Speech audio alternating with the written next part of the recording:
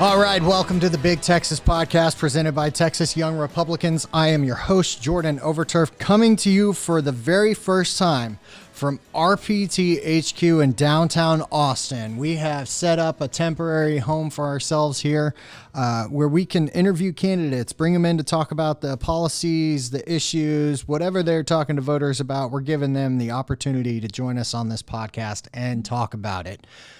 To that end, ladies and gentlemen, my first guest for the next 3 days is Justin Berry. He is a candidate for House District 47, and this is a special opportunity we have. We're actually going to, over the next 3 days, be releasing interviews with candidates from House District 47. To those candidates who are in this race and haven't had a chance to come in and sit down with us, hey, hit us up, Instagram, Twitter at Big Texas Podcast, or go to the Texas Young Republicans Facebook page. Send us a message there. We're all happy to meet with you, have you come down to RPT and sit down and have a chat. If you want to find out more about what's going on with Texas Young Republicans, you can go to texasyr.gop and follow us on Facebook, Instagram, Twitter at TexasYRs.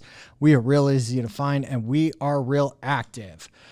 Before we get to Justin, I have one quick little housekeeping note. Again, the special election runoff and HD 28 and HD 148, Harris County, Fort Bend County. Early voting starts on January 21st. Election day is January 28th. This is the beginning of our 2020 cycle, and these two races are going to be watched at the national level. That's right. These little old state rep house races are going to be a big topic of conversation for the pundits. So we want to make sure that we get out there and do everything possible to ensure our Republican candidates rise to the top. We're talking about Gary Gates running in HD 28 and Louis LaRota, friend of the podcast, running in HD 148. Again, early voting starts January 21st. Election day is January 28th. Now, my guest today, like I said, his name is Justin Berry. He is running for Texas House in HD 47. Had a great time talking to him about his background in law enforcement, as well as, you know, the issues that are coming up when he's talking to voters at the door. Criminal justice reform, again, it's a big issue that we're going to be talking about at Texas YRs. It's going to be a big part of the discussion going into the next legislative session. And so I talked to him a little bit about his stance. He is more about addressing recidivism than he is the enforcement side of things. That being said, for all of you that are out there asking where does he stand on marijuana reform, he seems pretty open to it, but I'll let Justin tell you more about that. And again, this is going to be the first of 3 episodes in a row featuring HD 47 candidates. Without further ado, ladies and gentlemen, Mr. Justin Berry.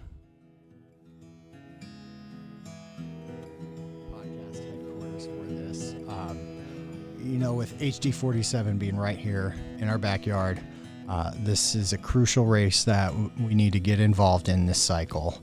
Can you kind of take me back a bit about, how you got involved in this race and what kind of spurred you to jump into politics at this time? Yeah, definitely. Well, Jordan, thank you so much for having me, and congratulations on this new podcast, man. This is awesome. Thanks, man. I guess to understand why I ran into this race, we have to go back a few years.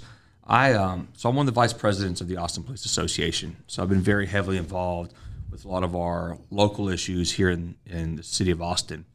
And I would watch repeated bad policy issues come out of local government here in the city. We'd see things that are now, we tried forewarning city council members on that, hey, if you go down this pathway, these are the consequences you can expect to see. And one of the big ones was this homelessness issue. Well, we're seeing the results of that. Yeah. Another issue was taking away officers' discretionary ability for make misdemeanor arrests and Class C misdemeanors, which a lot of times that stuff is used when you have someone that may defecate outside of a person's business front. Mm-hmm. Having that authority or that ability to make that discretionary arrest or ticket or warning, whatever. Yeah. Hey, try and pull that mic a little bit closer. That way we're. Yeah. How's that? Yeah. Is that better? Perfect. Awesome. So those are some of the things that that really got me involved is watching all these bad policies coming out and watching our community get harmed from them. And so I got very involved at the local level. I sat on our PAC board for a little while, helped, learn about candidates and screening and vetting and, endorsements and all that. And I guess it's because of my involvement at that level. I had some friends reach out to me and ask me, would I be interested in running for state representative? And, I've always had interest of running, but it was always kind of the timing thing. And, having a full-time job, still being a police officer, I wasn't sure if I could. Yeah. So I reached out, talked to my attorneys, and they sure enough found an old district court ruling that would allow me to keep my job as a police officer and hold office at the same time. And the court has ruled that it's not a conflict of interest because I'm not a policymaker for the police department that I work for.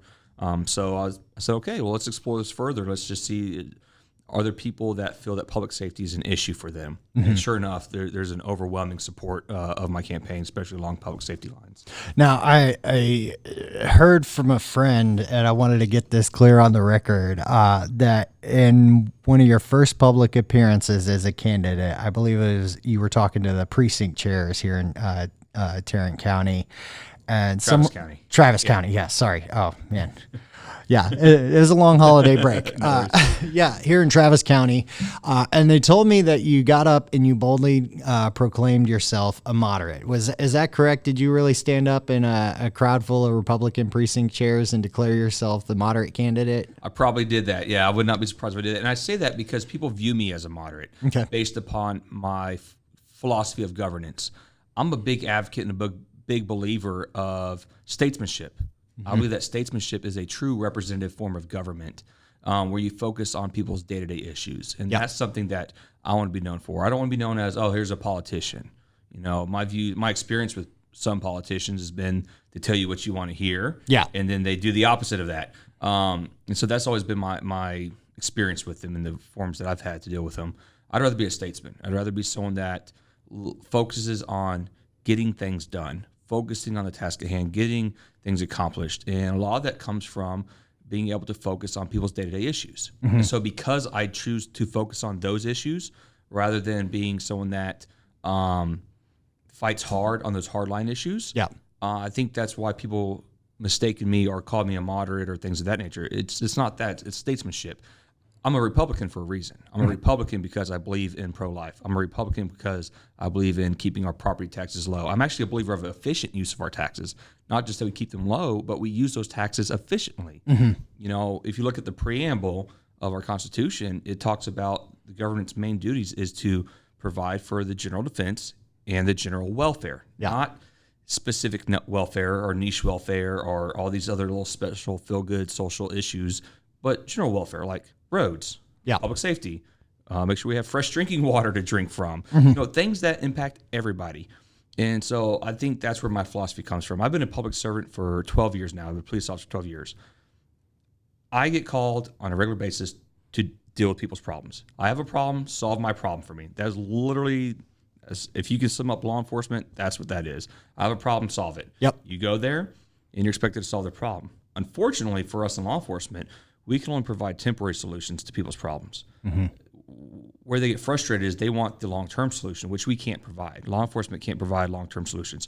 Only legislation can do that. And so that's something that I look forward to bringing is my experience as a public servant, working for people and focusing on those issues and going forward and finding those longer-term solutions to those problems. Now, a lot of people look at this district and they'll just say, okay, Travis County, it's Austin, but it's not Austin, a lot of Austin proper. You've got more of the rural parts of the county, if they still exist at all. What are those day-to-day issues specific to HD 47? What are the issues you're talking to voters about? Yeah, so out there, one of the big issues that we talk to is traffic, our traffic congestion nightmare. If you look at a map of Travis County, I firmly believe one of our biggest problems to our traffic problem is stemmed from past leaders. They had the theory of if we don't build it, they won't come, which was a poor theory because people came and we didn't build it. So we have to improve our transportation. So part of that is we don't have any east-west roadways. If you look at a map, Travis County, we don't have any. We have I-35, which is north and south, MOPAC, which is north and south, 130, which is north and south, Loop 360, which isn't even a semicircle, and then you have 183 that doesn't really know what it's doing, if it's north or south or east and west. So we really need to build roadway systems that go east and west. I think they'll really free up a lot of the traffic issues that we have and all the backlog. And I don't mean put traffic lights on. I mean like a true freeway. So I talk a lot about that. I talk a lot about our property tax model that we have. I think our taxes are way too high. We spend a lot of money inefficiently on issues that I think if we were more efficient on our use of money, we could actually lower taxes down.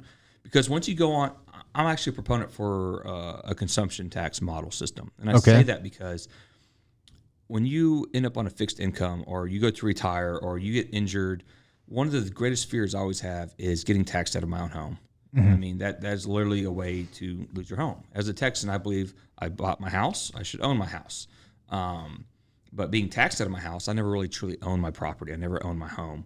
And so I'm a big believer in looking at either keeping our property taxes low so you're not taxed out of your house or go to a consumption tax model. Now, how are voters responding to that? Because during the session, that was a proposal put out there by the governor and leadership that we wanted to maybe buy down our local school property taxes with a swap for an increase in the sales tax. The response to that was pretty negative. Is that the same response you're receiving when you're on voters' doorsteps? I'm not at all, actually. Most of the people I deal with are usually retired, so they're on a fixed income, and those are concerns that they have. I think where law that went south was there was an attack campaign on that philosophy because people said, well, it's going to be harmful to the poor or the minority communities, and I strongly disagree with that. If you're so poor that you can't afford a consumption tax model, you're probably on welfare. If you're on welfare, you're already not paying taxes on a lot of your consumption goods anyways, like your food. But if you want to have a 72-inch television, you're going to need to pay some taxes on that. And the reason why I like that model better is because it gets everybody. Yeah. It regardless of your citizenship, regardless of your income, regardless of everything, you're going to be taxed at a fair rate versus everyone else on a property tax. And not only that, but it keeps your rent lower. People don't understand when you rent, this isn't just a property owner issue. It's a renter's issue too. I used to rent and we lived in an apartment. We loved our apartment. I finally got tired of my rent going up every year. It got to the point we were paying as much as a mortgage, but not having the financial benefits of owning. So we moved over to buying a house instead. Yeah. I think that's one of the things is when your rent equals that of a mortgage payment, there's a problem there. For sure. And so that comes from raising your property taxes 8% year over year over year. For what? We already have huge growth in the area, which already offset any deficiencies that are there. So there's really no need to raise those tax rates up, but yet they kept doing them for these social feel-good things, inefficient use of tax dollars. Yeah. On the sales tax side, I don't want to talk about this too much longer, but certainly, the other side of that is that, sure, it will adversely affect the poor in their day-to-day purchases, but it also affect the ability of home ownership. Don't you kind of think that if we're increasing the sales tax, that gets tacked on to houses? And I mean, it's already tough enough. It's certainly in the Austin market, but as real estate in Texas improves in Dallas, Houston, Fort Worth, San Antonio, it becomes more and more difficult, and we have more and more people who are renting.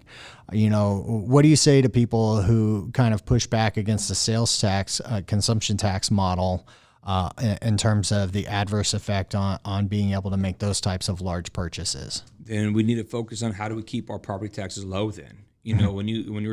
If you look at our property taxes, we spend tons of money on things that the majority of us don't use on a day-to-day basis. So when you look at finding ways of how do we carve out our tax model in a system that is efficient, that works well, and focus on those investment areas that actually provide long-term solutions for us as taxpayers.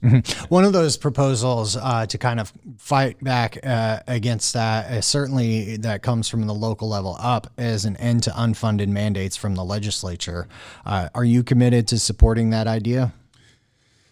Which one specifically? I think there are some things that, when you look at, I know this is very unpopular with people, but if you're talking about the mandates of like public service pensions or things of that nature, or are we talking about social welfare? I think that's where we need to look at, because if you're looking at the pension systems from public service workers, those are people that voluntarily chose to do low-paying jobs, to do harsh work, that very ungrateful, usually unthanked. I think those people have earned what they were Yeah. promised. So for that, I wouldn't really be opposed to that. But if you're looking at things of like in the welfare, take social welfare for instance, I think that's a temporary solution. But when people use it as a permanent, long-term financial plan, I have an issue with that. I do look at that needs to be for temporary people, like people in Bastrop or who lost their house from fires, or people during Hurricane Harvey that lost their homes. Mm-hmm. That's what that's for, is a temporary solution, help them stay on their feet, help them keep their head above water so they can wait for either insurance checks to come in, wait for new job opportunities. That's what it's for people that are actively trying to get out of that situation and back to their normalcy of their life. That's what welfare is meant for. Mm-hmm. So I am open to looking at putting some restrictions on long-term use of welfare. So what are some of the other issues that, that maybe have shocked you when you're at the doorstep talking to a voter and they've said, this is the issue that I would like to see someone work on? Have you come across any surprising topics? I did. It's more comical, and I feel bad saying comical because it actually was concerning to the people I talked to. But up in the Cedar Park area, there was some concerns about, I can't even believe I'm saying this. They asked me, what am I going to do about the witches? And I was like, what? The witches. The witches. And so I go to another house. They said the same thing. And then a third house. And I finally had looked at, I guess apparently there's an issue up there with a local witch coven that has some issues against some conservatives. I know Tim Kelly up there in Cedar Park City Council has been dealing with a group of anti-conservative groups that identify as witches. And so I think that's what they were referencing and talking about, is just the problem that they were having up in that area against conservative values. I think I may have read something about that before the new year. So that was one of the issues that caught me off guard. But looking into it more, I know it's a little bit more about some other issues that were going on in that area. Okay.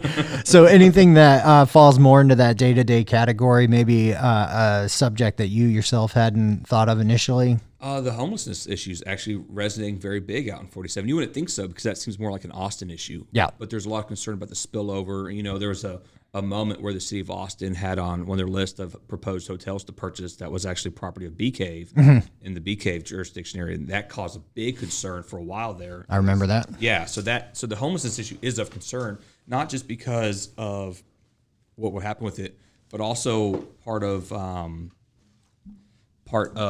spillover. We have a huge wildfire risk out in that area, especially near the Steiner Ranch area. So there's big concerns if people start camping out in the Steiner Ranch wood area and causing a forest fire in the summertime.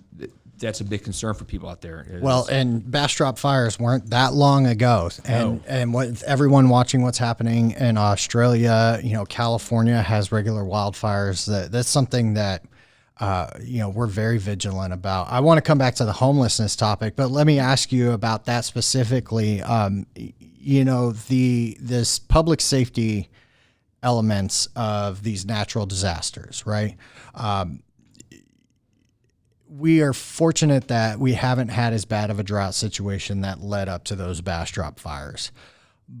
But do you think that we could be doing a little bit more in terms of mitigation for these types of natural disasters? Obviously, Harvey is the most recent one that we talk about. But do you think that state government maybe needs to have a little bit bigger role in talking about mitigation efforts? I think that's one thing we look at. When you look at increasing the size of government, we have to be very careful with that. So how I look at it next is this a need for the general welfare or the general safety? And I think this falls in that category. So yes, I do think on an instance when it comes to public safety, in the sense of how do we help save people's lives and their property, yes, we need to look at investing in that. Take Steiner Ranch. Steiner Ranch still does not have an exit corridor yet. They recently had those wildfires in their own backyard. There's still one way in and one way out. I know there's funding, there's talks about through Campo and stuff like that of getting an arterial roadway system built and put in, but it shouldn't take this long to do that.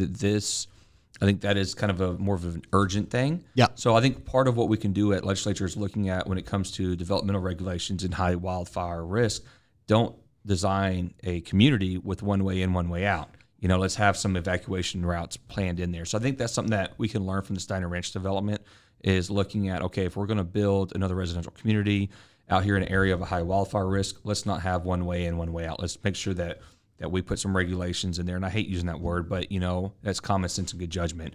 We're looking at people's safety here. So we need to look at when we approve these plans to make sure that there are emergency routes built into those plans so they can get out of those communities safely. And then also look at how can we help out our firefighters? Do they need more training in wildfire services? What do they need? And I think that's where, as leaders, can do a good job is reaching out to the stakeholders, people that know those areas, and ask them, what do you need? Ask the firefighters, what do y'all need to go out there to set y'all up for success when a wildfire happens? Looking at our Texas wildfire force that we have, what do they still need? What is outgoing? Because you should never address something in the moment of a crisis. Oh, we need all these things. Yeah. Now's the time to do it because we're not in a crisis. We know droughts are coming. We live in Texas. It's going to happen again. We do have fire issues out here. Now's the time to be planning for this rather than being reactive to it. Common sense, good judgment. Yeah, I know the groundwater districts and, the river authorities are cheering you right now to talk about drought when we haven't had to deal with it as much lately.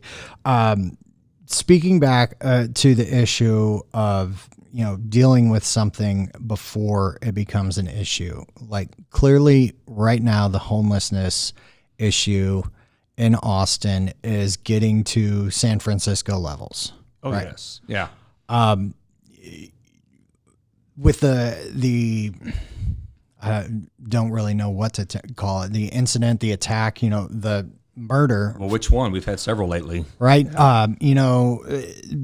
Dominating the news, it restarted this banter between the governor and the city of Austin.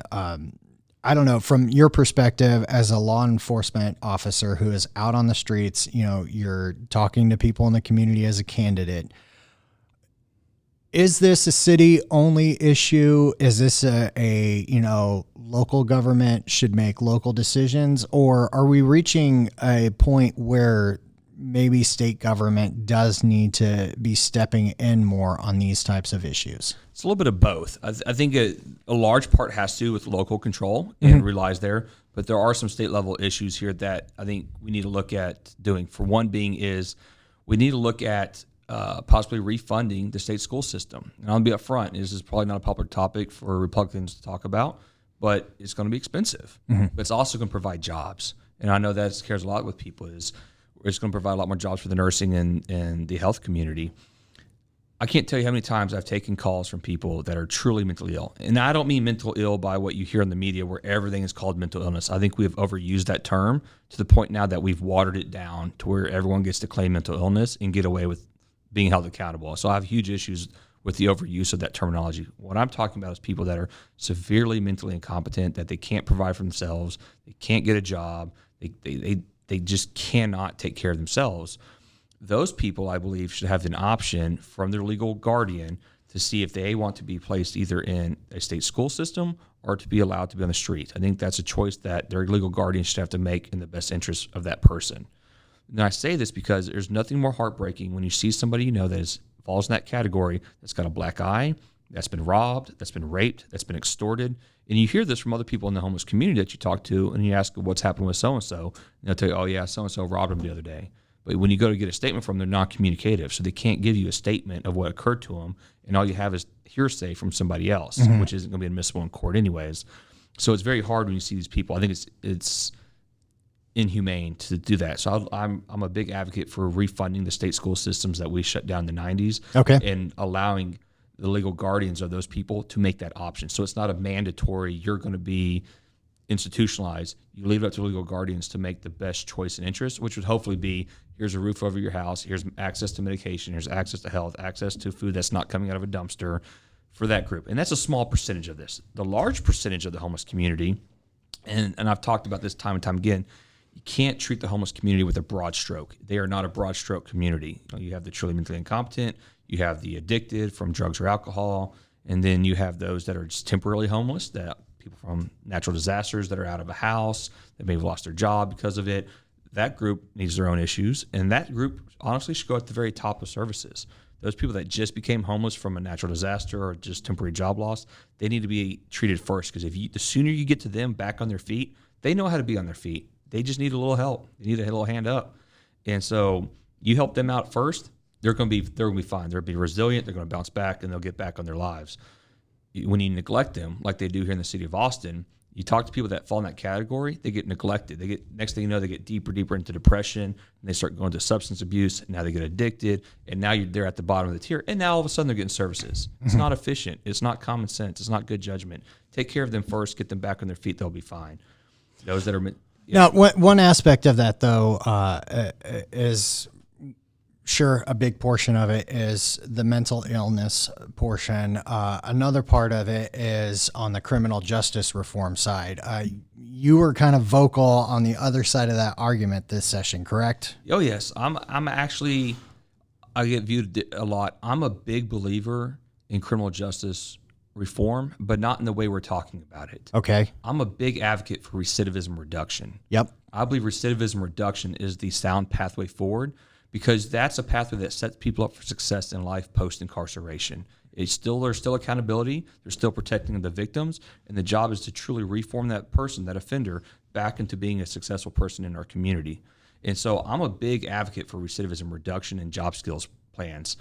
What I'm not for is I'm not for depolicing or decriminalization. Okay. I'm not for courts not upholding the law. I can't tell you how many times I get personally frustrated when I hear people talk about we need to enforce the law, especially when it comes to gun control issues. Enforce the law. The laws are being enforced. They're not being upheld. There's a big difference in that. The upholding of the laws, and what you hear right now, especially with Judge Kirby, that was part of releasing this offender that attacked those people on the Congress bridge, those tourists and Mr. Dolan, out in 87 days. He had a 200-day sentence, out in 87 days, and was not given probation. We have a very good mental health unit at the probation department that could have very much had to provide some intensive supervision for that person. That person's not going to even be under intensive supervision, especially with their criminal history. So we need the court systems, we need our DAs, our county attorneys, and our judges to start upholding the law. Well, part of that efficient use of tax dollars, a lot of people talk about, the homeless going into the criminal justice system as part of a short-term solution.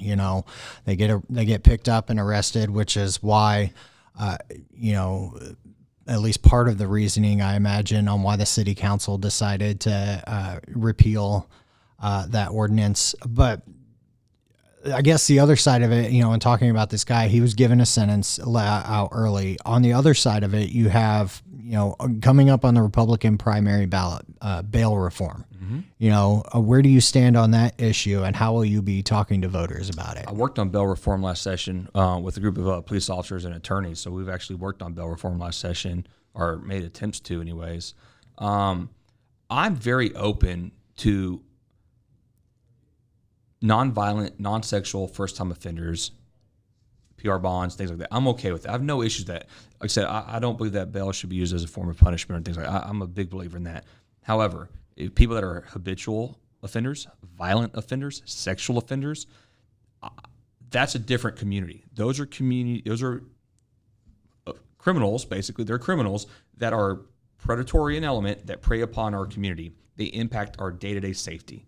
I'm not talking about someone that's smoking weed that needs to be locked up for 3 years. I'm not talking about that. That person's not a danger to the community. I'm talking about people that are a true danger to the community. That needs to be looked at, and I think the governor's been talking about that too. I'm a big supporter for that. I'm glad that he's thinking that same way as many of us in law enforcement are. We get very frustrated when we see people that commit a violent crime like aggravated robbery or sexual assault of a child, that on the face value, they are given a $30,000 bond or a $10,000 bond, but on the back end that the public can't see, they're released by another judge on a PR bond.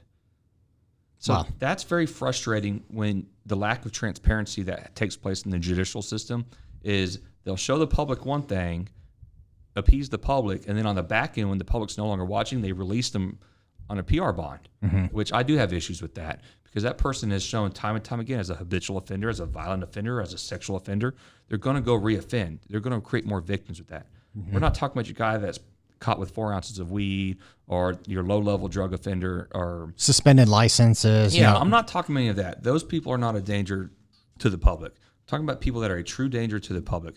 We need to focus our efforts more on ensuring the safety of the public and the community. And those people that are committing these types of predatory crimes need to be held accountable. We need to ensure that there are financial bonds attached to their offenses to where if they can make those bonds, they have reason to show back up to court.